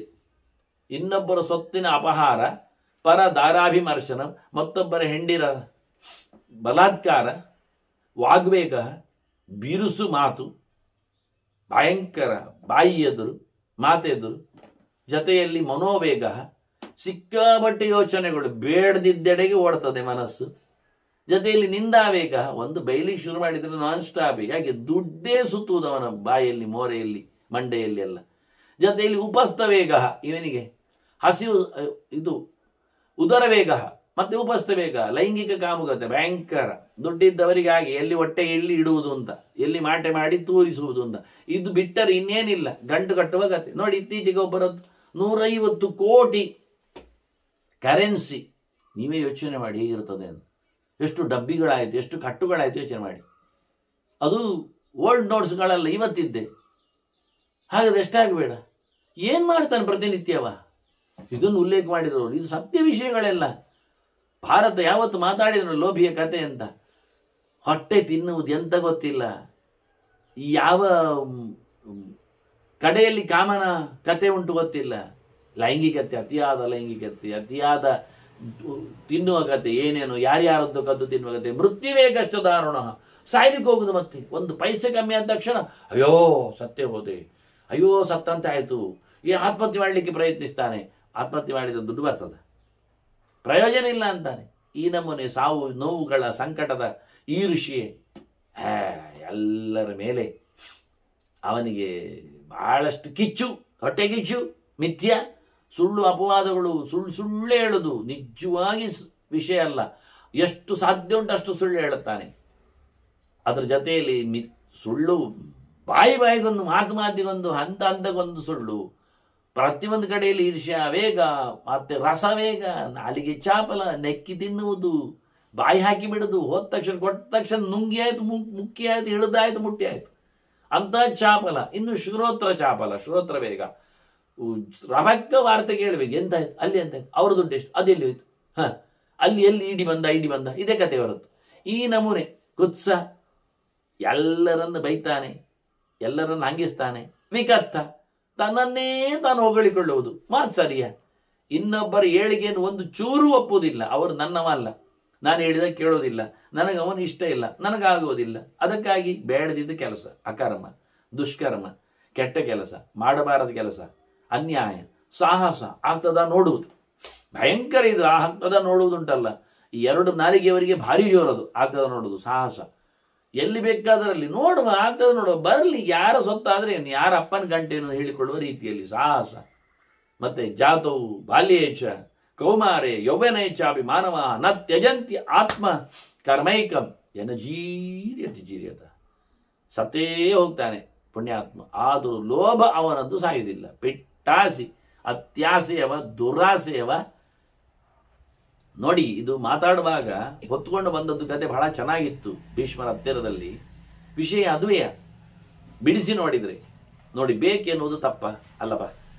ಧರ್ಮರಾಜ ರಾಜಸೂಯಾಗ ಮಾಡಿದ, ಒಂದು ಘಟನೆಯಿಂದಾಗಿ ಮಾಡಿದ. ತನ್ನ ಪಾಂಡು ಅಪ್ಪ ಸ್ವರ್ಗದಲ್ಲಿ ಸರಿಯಾಗಿಲ್ಲ ಅಂತ ತಿಳ್ಕೊಂಡು ನಾರದರು ಹೇಳಿ ರಾಜರು ಮಾಡಬೇಕಾದ ಕತೆ ಅದು. ಬದುಕಿದಾಗ ಭೀಮಸೇನನ ಪೌರುಷ ಇದೆ, ಕೃಷ್ಣನ ನೇತೃತ್ವ ಇದೆ ಅಂತ ಮಾಡಿದ್ರು. ಬಂದದ್ದನ್ನೆಲ್ಲ ಹಂಚಿಕೊಂಡ್ರು, ಎಲ್ಲ ಕೊಟ್ಟು ಬಿಟ್ರು, ಖುಷಿಪಟ್ರು. ಕಣ್ಣರಳಿಸಿ ನೋಡಿದವ, ಹೊಟ್ಟೆಯಲ್ಲಿ ತಳಮಳಗೊಂಡವ ಕೌರವ ನನಗೆ ದುಡ್ಡು ಬೇಕು ಅಂತ ತಿಳ್ಕೊಂಡ. ಶಕುನಿ ಎಲ್ಲ ಕೇಳಿಕೊಂಡು ಅಪ್ಪನ ಹತ್ರ ಮಾತಾಡಿಕೊಂಡ. ಏನು ದುಡ್ಡು ಬೇಕು? ಅಪ್ಪ ಏನು ಹೇಳಿದ? ನೀವು 20 ಪಾಲಿದ್ದೀರಿ, ಪಾಂಡವರು 5, ನೀವು 100 ಜನ, 20 times more. ಆದ್ರಿಂದ ಅದಕ್ಕಿಂತ ಭಯಂಕರವಾಗಿ ನೀವು ಮಾಡಬಹುದು ಈಗ ಯಜ್ಞಯಾಗಗಳನ್ನು, ಸಂಪಾದನೆಯನ್ನು ಎಲ್ಲ. ಅದಲ್ಲ ಅಂದ. ಮತ್ತೆ ಅವರಿಗಿಂತ ಜಾಸ್ತಿ ಬಂತಲ್ಲ ನಿನಗೆ, ಅದು ಬೇಡ, ಮತ್ತೆ ನನಗೆ ಅವರದ್ದೇ ಬೇಕು ಅಂದ. ಇದು ತಪ್ಪು. ಆಸೆ, ಅತ್ಯಾಸೆ, ದುರಾಸೆ. ನನಗೆ ಪಾಂಡವರದ್ದೇ ಬೇಕು, ಅವರಿಗೆ 0 ಆಗಬೇಕು, ನನಗೆ ಪೂರ್ಣ ಆಗಬೇಕು. ಇದು ಆಗಲಿಲ್ಲ. ಲಡಾಯಿ ಮಾಡಿದರೆ ಅಲ್ಲಿ ಶಿಶುಪಾಲ ಬಿದ್ದಾಗಿ ಸಾಯ್ತಾನೆ. ಆದ್ರಿಂದ ಮೋಸದಲ್ಲಿ, ದ್ಯೂತದಲ್ಲಿ ಅದನ್ನು ಕಬಳಿಸಿದ. ಇದರಿಂದ ಸರ್ವನಾಶಕ್ಕೆ ಹೋದ. ಬಹಳ ದೊಡ್ಡ ಲೋಭ ಆಯ್ತು ಅವನಿಗೆ. ಆ ಲೋಭದ ಕಥೆಯಿಂದ ಏನಾಯ್ತು ಅವನಿಗೆ? ತನ್ನದೆಲ್ಲ ಕಳ್ಕೊಂಡ. ಇದ್ದದ್ದು ಹೋಯ್ತು. ಇಲ್ಲಾದ್ರೆ ಅಷ್ಟಾದ್ರೆ ಇರ್ತಿತ್ತು. ಅದ ರಾಜ್ಯ ಕೊಟ್ಟಿದ್ರು, ಭೀಷ್ಮ ಧೃತರಾಷ್ಟ್ರಾದಿಗಳೆಲ್ಲ ಅಲ್ಲಿ ನೆಲೆಗೊಂಡಿದ್ರು, ಎಲ್ಲವನ್ನು ಬೀದಿ ಪಾಲು ಮಾಡಿದ. ಅದಕ್ಕೆ ಹೇಳ್ತಾನೆ, ಎನ್ನ ಜೀರ್ಯತಃ. ಅವನು ತನ್ನದು ಕಳ್ಕೊಂಡಿದ್ರು ಲೋಭ ಹೋಗುವುದಿಲ್ಲ. ಕೊನೆ ಗಳಿಗೆವರೆಗೂ ಆಸೆ, ದುರಾಸೆ, ಅತ್ಯಾಸೆ ಇದೆಲ್ಲ ನಿಲ್ಲುವುದಿಲ್ಲ ಅಂತಾನೆ. ಇದನ್ನು ಬಿಡುವುದಿಲ್ಲ. ನ ತ್ಯಜಂತಿ ಆತ್ಮಕರ್ಮೈಕಂ. ತಾವು ಮಾಡುವ ಈ ಒಂದು ಅನ್ಯಾಯದ ದುಡ್ಡು ದೋಚುವ ಒಂದು ಪ್ರವೃತ್ತಿಯನ್ನು ಸತ್ತರೂ ಬಿಡುವುದಿಲ್ಲ ಇವರು ಅಂತಾರೆ. ಎಲ್ಲಿಂದ? ಜಾತವು ಬಾಲ್ಯೇಚ್ಛ ಕೌಮಾರೆ ಯೌವನೇಚ್ಛಾಪಿ ಮಾನವ. ಹುಟ್ಟಿದಂದಿನಿಂದ ದುಡ್ಡು ಮಾಡುವವರಿದ್ದಾರೆ, ದೋಚುವ ಪ್ರವೃತ್ತಿಯವರು ಬರ್ತಾರೆ. ಎಳವೆಯಲ್ಲಿ ಆ ಬಗೆಯ ಲೋಭದಲ್ಲಿ ನಿಲ್ಲುಕೊಂಡವರಿದ್ದಾರೆ. ಯೌವನದಲ್ಲಿಯೂ ಕೌಮಾರದಲ್ಲಿಯೂ ಅವಸ್ಥೆಯ ಲೆಕ್ಕಾಚಾರ ಇಲ್ಲ. ದೊಡ್ಡವನ ಹತ್ತಿರದ ಬರುವುದಂತಲ್ಲ, ಅದು ಇನ್ಬಿಲ್ಟ್, ಅದು ನಮೂನೆ. ತ್ಯಾಗದ ಕಥೆಯೇ ಬೇರೆ. ಅಂತಹ ಜನರೇ, ಅಂತಹ ಜಾತಿಯೇ, ಅಂತಹ ಧರ್ಮವೇ, ಅಂತಹ ಸ್ವಭಾವವೇ ಬೇರೆ. ದೋಚುವ ಕಥೆಯೇ ಬೇರೆ. ಅಂಥದ್ದೊಂದು ಜಾತಿ, ಅಂಥದ್ದೊಂದು ಧರ್ಮ, ಅಂಥದ್ದೊಂದು ಪ್ರವೃತ್ತಿ, ಅಂಥದ್ದೊಂದು ರೀತಿಯೇ ಬೇರೆ. ಇದು ಸಹಜವಾದ ಜೀವನ ಧರ್ಮ, ಇದು ಸ್ವಭಾವ. ಅವರು ಹೇಳ್ತಾರೆ, ಇದು ಎಲ್ಲಿ ಬಿಟ್ಟು ಹೋಗುವುದಿಲ್ಲ. ಕೊಡುವುದೋ ಹಿಡಿಯುವುದೋ ಎನ್ನುವ ಲೆಕ್ಕಾಚಾರದಲ್ಲಿ ಉಂಟು. ಬಹಳ ವಿಚಿತ್ರವಾಗಿ ಉಂಟು ಅಂತ. ಯೋನ ಪೂರಯಿತು ಶಕ್ಯ ಲೋಭ ಪ್ರಾಪ್ತಿಯ ಕಥಂಚನ. ಬಹಳ ಚಂದವಾದ ಒಂದು ಮಾತು ಭೀಷ್ಮರು ಹೇಳುತ್ತಾರೆ. ಲೋಭವನ್ನು ಅಂದರೆ ಬೇಕುಗಳನ್ನು ತೀರಿಸಿಕೊಳ್ಳಿಕ್ಕೆ ಆಗುವುದಿಲ್ಲ, ತುಂಬಿಸಿಕೊಳ್ಳಿಕ್ಕೆ ಆಗುವುದಿಲ್ಲ, ಮುಗಿಸಿಕೊಳ್ಳಿಕ್ಕೆ ಆಗುವುದಿಲ್ಲ. ಗೋರಿ ಗೋರಿ ಹಿಡಿದು ಹಿಡಿದು ತಂದು ತಂದು ಹಾಕಿ ಹಾಕಿ ಎಳೆದು ಎಳೆದು ಸೆಳೆದು ಸೆಳೆದು ಒಟ್ಟು ಮಾಡಿ ಮುಗಿಯಿತು ಅಂತ ಆಗುವುದಿಲ್ಲ. 150 ಕೋಟಿ ಮಾಡಿದವ ಅಲ್ಲಿ ನಿಲ್ಲುವುದಿಲ್ಲವ. ಅವನ ಹತ್ರ ಕೇಳಿದ್ರೆ ಇಂಟರ್ವ್ಯೂ ಮಾಡಿದ್ರೆ ಹೇಳ್ತಿದ್ದ, ನಾನು 200 ಕೋಟಿ ಇಡ್ಲಿಕ್ಕೆ ಜಾಗ ಇಟ್ಟಿದ್ದೇನೆ ಪೆಟ್ಟಿಗೆ ತಂದು ಹೇಳ್ತಾನವ. ಏನ್ ಹೇಳ್ತೀನಿ ನೀವು? ನಿತ್ಯಂ ಗಂಭೀರತೋಯಾಭಿಹಿ ಅಪಗಾಭಿಹಿ ಇವ ಉದದಿಹಿ. ನೋಡಿ ಸಮುದ್ರ ತುಂಬಿದ್ದುಂಟ, ಬರ್ಲಿ ಅಂತದ್ದು. ಎಂತದನ್ನು? ನೀರನ್ನು. ಎಲ್ಲಿಂದ? ನದಿಯನ್ನು. ಹೇಗೋ ನಿತ್ಯ ಗಂಭೀರವಾದ ಭಾರೀ ಕ್ಯೂಸೆಕ್ಸ್ಗಳನ್ನು ಹೊತ್ತುಕೊಂಡ ನೀರಿನ ರಾಶಿ ಆ ಪಗಾಭಿಹಿ ಓಡಿ ಬಂದು ಬೀಳ್ತದೆ. ಫುಲ್ ನೀರು ತುಂಬಿದೆ. ನೀರು ತುಂಬಿದ ನದಿಗಳು ರಾಶಿಗಟ್ಟಲೆ ಒಂದು ಸಮುದ್ರವನ್ನು ಸೇರ್ತದೆ. ಸಮುದ್ರಕ್ಕೇನು ಉಕ್ಕಿತ? ಹೆಚ್ಚಾಯ್ತಾ? ಸಾಕು ಅಂತ? ಎಂಥ ದೃಷ್ಟಾಂತ ಮಾರ್ಯಾರೆ! ಒಂದು ಮನುಷ್ಯ ಸಮುದ್ರದ ಹಾಗೆ ಬರುವ ದುಡ್ಡು ನೀರಿನ ಹಾಗೆ ಅಂತ ತೋರಿಸ್ತಾನೆ. ವ್ಯಕ್ತಿಗೆ ಸಾಲದು ಏನು ಮಾಡಿದ ಸಮುದ್ರದಲ್ಲಿ ತುಂಬಿದ್ದು ಮುಗಿಯಿತು, ಇನ್ನಿಲ್ಲ ಹೇಳುವುದಿಲ್ಲ. ಲೋಭಿಯ ಕತೆ ಒಂದು ಸಮುದ್ರದಂತೆ ತೋರಿಸ್ತಾ ಇದ್ದಾನೆ. ಎಷ್ಟು ಒಡಲಿನಲ್ಲಿ ಬಂದು ತುಂಬಿಸಿಕೊಂಡ್ರು ಅವನಿಗೆ ಇಲ್ಲ. ಇದಕ್ಕಿಂತ ದೊಡ್ಡ ದೃಷ್ಟಾಂತ ಹೇಳಲಿಕ್ಕೆ ಬರುವುದಿಲ್ಲ. ಬಹಳ ಚಂದ ಹೇಳ್ತಾನೆ. ನ ಪ್ರಹರ್ಷತಿಯೋ ಲಾಭೈ. ಎಷ್ಟು ಬಂದರೂ ಖುಷಿ ಆಗುವುದಿಲ್ಲ ಅವನಿಗೆ. ಒಂದು ಮೋರೆಯಲ್ಲಿ ನಗು ಬರುವುದಿಲ್ಲ ಪ್ರಾಣಿಯಲ್ಲಿ. ಅದ್ಭುತ. ದುಡ್ಡು ಗಂಟಿಕ್ಕಿಕೊಂಡವನಿಗೆ ಗಂಟ್ರು ಮೋರೆ, ಮುಸುಡು ಹಾಗೆ ಪೀಂಟಿಸಿಕೊಂಡಿರ್ತದೆ. ಯಾರನ್ನು ನೋಡಿದಾಗಲೂ ಅವನಿಗೆ ಎಲ್ಲಿಯೋ ಪೈಸೆ ಕೇಳ್ತಾನಂತ. ರೂಪಾಯಿ ಅಲ್ಲ, ನೋಟಲ್ಲ, ಕಟ್ಟಲ್ಲ, ಪೈಸೆ ಕೇಳ್ತಾನಂತ ಅವನಿಗೆ ಅಲ್ಲಿ ಬುಗು ಓಡಿ ಆಯ್ತವ, ಜಾರಿ ಆಯ್ತು, ಅಲ್ಲಿಂದ ಹೇಳಲಿಕ್ಕೆ ಶುರುವಾಯ್ತು ಅವನದ್ದು. ಸೊಂಟದ ಕೀಲ್ ತಪ್ಪಿದಾಗಿ ಹೇಳ್ತಾನೆ. ವಿಚಿತ್ರ ಅಂತ. ಕಾಮೈರ್ಯಶ್ಚ ತೃಪ್ಯತಿ. ಬಯಕೆಗಳಿಂದ ಭೋಗಗಳಿಂದ ಅವನಿಗೆ ತೃಪ್ತಿಯಾಗಲಿಲ್ಲ. ಎಂತ ಕೇಳಿ ತಿನ್ಲಿಕ್ಕೆ ಬೇಕು, ಎಂತ ತಿನ್ಸಾಯ್ತಾನವ. ಇರುವುದೊಂದು ಗೇಣು ಹೊಟ್ಟೆ, ತುಂಬಿಸಿಕೊಳ್ಳಿಕ್ಕೆ ಇಷ್ಟು ಕಷ್ಟವ. ಆದ್ರೆ ಯಾವುದೇ ಖುಷಿಯಲ್ಲಿ ಇಲ್ಲದವ. ಈ ಲೋಭದ ಕತೆ ಉಂಟಲ್ಲ, ಈ ಕತೆ ದೇವತೆಗರಿಗೆ ಗೊತ್ತಿಲ್ಲ ಅಂತಾರೆ ಭೀಷ್ಮರು. ಇವನ ದೇವೈಹಿ ನ ಗಂಧರ್ವೈಹಿ ನಾಸುರೈಹಿ ನ ಮಹೋರಗೈಹಿ ಅಂತಾರೆ. ಜ್ಞಾಯತೆ ಎಂದ್ರ ತತ್ವೇನ ಸರ್ವೈಹಿ ಭೂತಗಣಿಸ್ತದ. ಇಡೀ ಲೋಕದ ಜನರಿಗೆ ಗೊತ್ತಿಲ್ಲ ಸಂಗತಿ ಇದು ಲೋಭದ ವಾರ್ತೆ ಅಂತ. ನಿಜವಾಗಿ ಸತ್ಯ. ಯಾಕೆಂದ್ರೆ ಅವರಿಗೆ ಆ ಲೋಭತನ ಇಲ್ಲ. ಯಾರಲ್ಲಿ ಕಳ್ಳತನ ಉಂಟಾ ಅವನಿಗೆ ಕಳ್ಳರ ಕತೆ ಗೊತ್ತು. ದೇವತೆಗಳಿಗೆ ಸುಳ್ಳು ಗೊತ್ತುಂಟಾ? ಇಲ್ಲ. ಅವರು ಹೇಳಿ ಗೊತ್ತಿಲ್ಲ. ಸುಳ್ಳರಲ್ಲ, ಅವಳು ಕಳ್ಳರ ಕದ್ದು ಗೊತ್ತಿಲ್ಲ ಅವರಿಗೆ. ಅವರು ಲೋಭಿಗಳ ನಿಜವಾಗಿ ಅಲ್ಲದ್ರೆ ಅದೇ ಗೊತ್ತಿಲ್ಲ. ಎಲ್ಲ ಕೊಡುವವರು. ಆದ್ರಿಂದ ಭೀಷ್ಮರು ಹೇಳ್ತಾರೆ, ಸಮಸ್ತ ಜೀವ ಪ್ರಪಂಚಕ್ಕೆ ಗೊತ್ತಿಲ್ಲ. ಒಂದು ಹಕ್ಕಿ ಅಯ್ಯೋ ಇಡೀ ಮರ ನನ್ನದು ಅಂತ ನುಂಗಿ ಹಾಕ್ತದ, ಇಡೀ ಕಾಡು ನನಗೆ ಅಂತ ಹೇಳ್ತದ, ಇಡೀ ದೇಶವೇ ಎಲ್ಲಿ ಮಾರೇ ಎಲ್ಲಿ ಉಂಟು? ಅದನ್ನ ದೇವೈಹಿ ಇವನ ದೇವೈಹಿ ನ ಗಂಧರ್ವೈಹಿ ನ ಅಸುರೈಹಿ ನ ಮಹೋರಗೈಹಿ ಜ್ಞಾಯತೆ.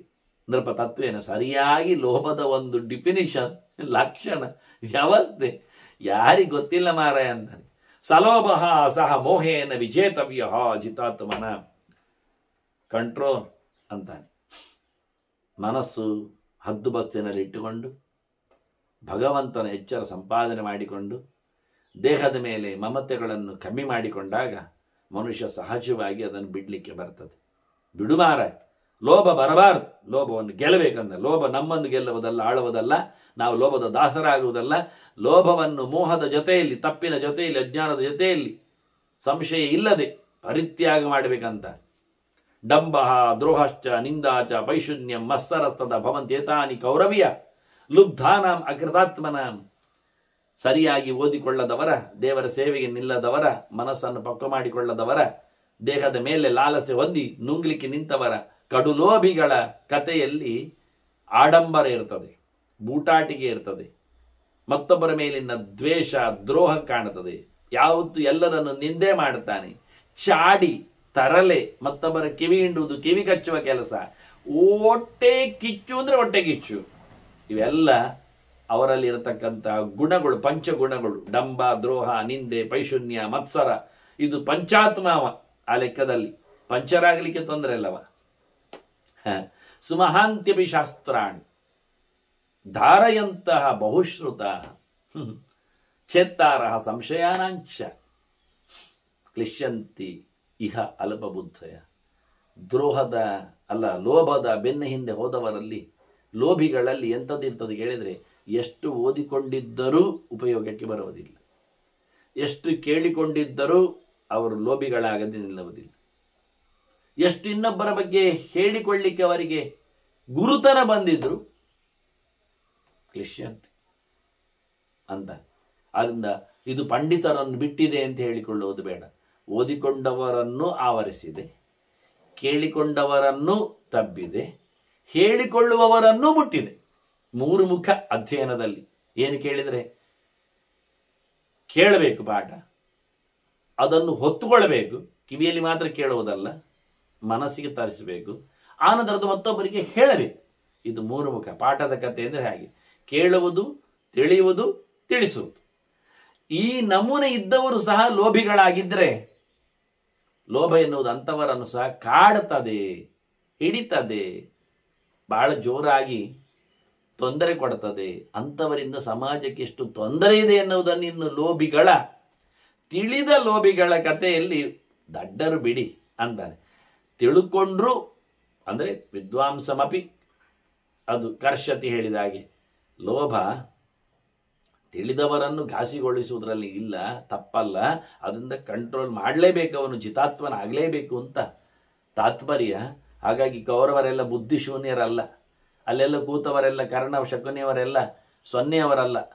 ಹಾಗಿದ್ದರೂ ಅವರನ್ನು ಎಷ್ಟು ಜೋರಾಗಿ ಕಡು ಲೋಭಕ್ಕೆ ಕೆರಳಿಸಿ ಸರ್ವನಾಶ ಮಾಡಿದೆ ಅಂತ ಹೇಳಲಿಕ್ಕೋಸ್ಕರ ಇತಿಹಾಸದ ನೆಲೆಯಲ್ಲಿ ಭೀಷ್ಮರು ತಿಳಿದವರಿಗೂ ಸಹ ಸ್ವಲ್ಪ ಲೋಭ ಅಂದರೆ, ನಾವು ಕೆಲವೊಮ್ಮೆ ಲೋಭಿಗಳನ್ನು ನೋಡುವಾಗ ಅಯ್ಯೋ ಹೀಗೆ ಇಂಥವರು ಕೇಳಿದರೆ ಇಂಥವರು ಸಹ ಆಗ್ತಾರೆ ಅಂತ ಹೇಳಲಿಕ್ಕೋಸ್ಕರ ಚಿಂತನೆಯನ್ನು ಕೊಟ್ಟಿದ್ದಾರೆ. ಮುಂದೆ ಅವರಿಂದ ಆಗುವ ಸಾಮಾಜಿಕ ಹಾನಿಗಳ ಬಗ್ಗೆ ಒಂದಿಷ್ಟು ಪಟ್ಟಿಯನ್ನು ಮತ್ತೆ ಪುನಃ ಭೀಷ್ಮರು ನಡೆಸ್ತಾರೆ. ಪಾಪದ ಚರಿತೆಯ ಮೂಲದ ಚಿಂತನೆ ಅದ್ಭುತವಾಗಿ ಭೀಷ್ಮರಿಂದ ಬಂದಿದೆ. ಅದನ್ನು ಮತ್ತೆ ಕೇಳುವ ವಂದನೆಗಳೊಂದಿಗೆ ಶ್ರೀಕೃಷ್ಣ ನಾರಾಯಣ ನಾರಾಯಣ ನಾರಾಯಣ.